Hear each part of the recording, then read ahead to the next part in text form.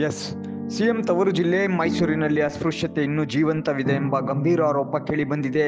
ನಂಜನಗೂಡು ತಾಲೂಕಿನ ಸರ್ಕಾರಿ ಶಾಲೆ ಮತ್ತು ಅಂಗನವಾಡಿಗಳಲ್ಲಿ ಅಸ್ಪೃಶ್ಯತೆ ಚಾಲ್ತಿಯಲ್ಲಿದೆ ಅಂತ ಎಸ್ಸಿ/ಎಸ್ಟಿ ಹಿತರಕ್ಷಣಾ ಸಮಿತಿಯ ಉಪವಿಭಾಗೀಯ ಸದಸ್ಯ ಕಾರ್ಯ ಬಸವಣ್ಣ ಗಂಭೀರವಾಗಿ ಆರೋಪ ಮಾಡಿದ್ದಾರೆ. ನಂಜನಗೂಡು ನಗರದ ತಾಲೂಕು ಆಡಳಿತ ಭವನದಲ್ಲಿ ಮಾತನಾಡಿದ ಅವರು, ಗ್ರಾಮೀಣ ಪ್ರದೇಶಗಳಲ್ಲಿ ಅಸ್ಪೃಶ್ಯತೆ ಆಚರಣೆ ಆಗ್ತಾ ಇದೆ. ಅಸ್ಪೃಶ್ಯತೆ ನಿರ್ಮೂಲನೆಗೆ ಸರ್ಕಾರ ಹಲವಾರು ಯೋಜನೆಗಳನ್ನು ಹಾಕಿಕೊಂಡಿದೆ. ಆದರೆ ಅಸ್ಪೃಶ್ಯತೆಯನ್ನ ತಡೆಯುವಲ್ಲಿ ಅಧಿಕಾರಿಗಳು ವಿಫಲರಾಗಿದ್ದಾರೆ. ಸರ್ಕಾರಿ ಶಾಲೆಗಳಲ್ಲಿ ಬಿಸಿಯೂಟ ತಯಾರಿಕೆಯಲ್ಲಿ ಊಟ ಬಡಿಸುವ ವಿಚಾರದಲ್ಲಿ ತಾರತಮ್ಯವಿದೆ. ಶಾಲೆಯಲ್ಲಿರುವ ಅಡುಗೆ ಸಿಬ್ಬಂದಿಗಳು ಪರಿಶಿಷ್ಟ ಜಾತಿ ಮತ್ತು ಪರಿಶಿಷ್ಟ ಪಂಗಡದ ವಿದ್ಯಾರ್ಥಿಗಳ ತಟ್ಟೆ ಲೋಟಗಳನ್ನು ಶುಚಿಗೊಳಿಸ್ತಾ ಇಲ್ಲ. ಈ ಬಗ್ಗೆ ಪರಿಶೀಲನೆ ನಡೆಸಿ ತಪ್ಪಿತಸ್ಥರ ವಿರುದ್ಧ ಕ್ರಮ ಕೈಗೊಳ್ಳಬೇಕು ಅಂತ ತಹಸೀಲ್ದಾರ್ ಅವರಿಗೆ ಒತ್ತಾಯಿಸಿದ್ದೇವೆ. ಅವರು ಪರಿಶೀಲನೆ ಮಾಡಿ ಕ್ರಮ ಕೈಗೊಳ್ಳುತ್ತೇವೆಂದು ತಿಳಿಸಿದ್ದಾರೆ. ಜಾತಿಗಳ ಅನುಗುಣವಾಗಿ ಅಂಗನವಾಡಿ ಕೇಂದ್ರಗಳನ್ನು ತೆರೆಯಲಾಗಿದೆ. ಮಕ್ಕಳಲ್ಲಿ ಹೊಂದಾಣಿಕೆ ಭಾವನೆ ಮೂಡುವುದು ಯಾವಾಗ ಅಂತ ಪ್ರಶ್ನೆಯನ್ನ ಮಾಡಿದ್ದಾರೆ. ಅವ್ರಿಗೂ ಕೂಡ ಎಚ್ಚರಿಕೆ ಆಗುತ್ತೆ. ಇವತ್ತು ಮದ್ಯ ಮಾರಾಟ ಬರೀ ದಲಿತರಿಗೆ ಜಾಸ್ತಿ ಆಗ್ತಾ ಇದೆ. ಇದರಿಂದಾಗಿ ಸಣ್ಣ ಪುಟ್ಟ ಗಲಾಟೆಗಳು ಬೇರೆ ಬೇರೆ ರೀತಿಗೆ ಇರ್ತಕ್ಕಂಥ ಗಲಾಟೆಗ ಈಗಾಗಲೇ ಪೊಲೀಸ್ ಇಲಾಖೆ ಗಮನಿಸ್ತಾ ಇದೆ.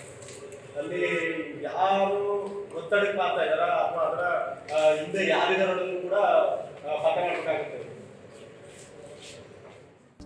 ಎಸ್ಸಿ/ಎಸ್ಟಿ ಹಿತರಕ್ಷಣಾ ಸಭೆಯ ಬಗ್ಗೆ ಚರ್ಚೆ ನಡೆಸುತ್ತಿದ್ದ ಸಂದರ್ಭದಲ್ಲಿ ಅಧಿಕಾರಿಗಳು ಮೊಬೈಲ್ ವೀಕ್ಷಣೆ ಮಾಡುತ್ತಿರುವುದು ಎಷ್ಟರ ಮಟ್ಟಿಗೆ ಸರಿ?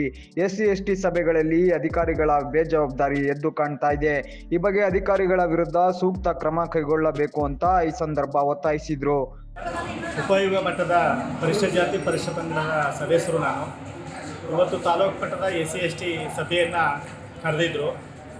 ಇದು 28ನೇ ತಾರೀಕಿನಲ್ಲಿ ಸಭೆನ ಕರೆದಿದ್ದು. ಅವತ್ತು ಅಧಿಕಾರಿಗಳ ಗೈರಾಜರದಿಂದ 5ನೇ ತಾರೀಕು 3:30 ಮೇಲೆ ಕರಿತೀನಿ ಅಂತ ಮಾನ್ಯ ತಹಸೀಲ್ದಾರರು ಒಂದು ಕಮಿಟಿ ಅಧ್ಯಕ್ಷರಾಗಿರೋದ್ರಿಂದ ಸೂಚನೆ ಕೊಟ್ಟಿದ್ದರು. ಇವತ್ತು 3:30ಗೆ ಸಭೆಯನ್ನು ಕರೆದರು. ಇವತ್ತು ಬಹುತೇಕ ಅಧಿಕಾರಿಗಳು ಹಾಜರಾಗಿದ್ದರೂ ಕೂಡ ಸಮಿತಿಯ ಸದಸ್ಯರುಗಳು 3 ಜನ ಸದಸ್ಯರಲ್ಲಿ 2 ಗೈರಾಜಕಾರಣ ಈ ಸಭೆನೀಗ ನಡೆಸೋಕ್ಕಾಗಲ್ಲ ಅಂತ ಮಾನ್ಯ ಅಧ್ಯಕ್ಷರು ಹೇಳಿದ್ರು. ಮತ್ತು ಇನ್ನೊಬ್ಬ ಸದಸ್ಯರು ಕೂಡ ಸೂಚನೆಯನ್ನು ಕೊಟ್ಟರು. ಅದಕ್ಕೆ ಅಫಿಷಿಯಲ್ ಆಗಿ ಚರ್ಚೆ ಮಾಡೋಣ, ಮತ್ತು ಸದಸ್ಯರುಗಳು ಬಂದ ಮೇಲೆ ಈ ಒಂದು ಸಭೆನ ಮಾಡೋಣ, ಮಾತನಾಡ್ಬೋದಲ್ಲ ಅಂದ್ಕೊಂಡು ಈ ಸಭೆನ ಪ್ರಾರಂಭಿಸ್ತೀನಿ. ನಾನು ಕೆಲವು ವಿಚಾರಗಳನ್ನು ಪ್ರಸ್ತಾಪ ಮಾಡಿದೆ. ನಾನು ಕೆಲವು ಅಂತಂದರೆ, ಇವತ್ತು ಕೂಡ ಅಸ್ಪೃಶ್ಯ ಆಚರಣೆ ಅಂತಕ್ಕಂಥದ್ದು ಗ್ರಾಮೀಣ ಪ್ರದೇಶಗಳಲ್ಲಿ ಹೆಚ್ಚಾಗಿ ಕಾಣ್ತಾ ಇದೆ. ಎಲ್ಲಿ ಸರ್? ಸರ್ಕಾರ ಈಗಾಗಲೇ ಹಲವಾರು ಯೋಜನೆಗಳನ್ನು, ಬಿಸಿ ಊಟ ಇರ್ಬೋದು, ಅಂಗನವಾಡಿ ಇರ್ಬೋದು, ಇವೆಲ್ಲವೂ ಕೂಡ ಹಂತದಲ್ಲಿ ಅಸ್ಪೃಶ್ಯ ಆಚರಣೆ ತೊಲಗಬೇಕು ಅಂತ ಯೋಜನೆ ಹಾಕಿದೆ. ಆದರೆ ಉದಾಹರಣೆಗೆ ಶಾಲಾ ಕಾಲೇಜುಗಳು ಮತ್ತು ನಂಜನಗೂಡು ಅಂಗನವಾಡಿ ಕೇಂದ್ರಗಳಲ್ಲಿ ಏನಾಗಿದೆ ಅಂತಂದರೆ, ಅವರು ಪ್ರತ್ಯೇಕವಾಗಿ ಒಂದೊಂದು ಕೇಂದ್ರಗಳನ್ನ ಮಾಡಿದ್ದಾರೆ. ಈಗ ಪರಿಶಿಷ್ಟ ಜಾತಿಗೆ ಒಂದು ಕೇಂದ್ರ, ಪರಿಶಿಷ್ಟ ಪಂಗಡಿಗೆ ಒಂದು ಕೇಂದ್ರ, ಸವರ್ಣಿಗೆ ಒಂದು ಕೇಂದ್ರ ಒಂದು ಮಾಡಿದ್ದಾರೆ. ಈಗ ಎಲ್ಲಿ ಹೊಂದಾವಣಿಕೆ ಎಲ್ಲಿದೆ ಅಂಥ ಕಡೆ ಅವರು ಕೂಡ ಈ ಕೆಲಸನ ಮಾಡ್ತಾ ಇಲ್ಲ.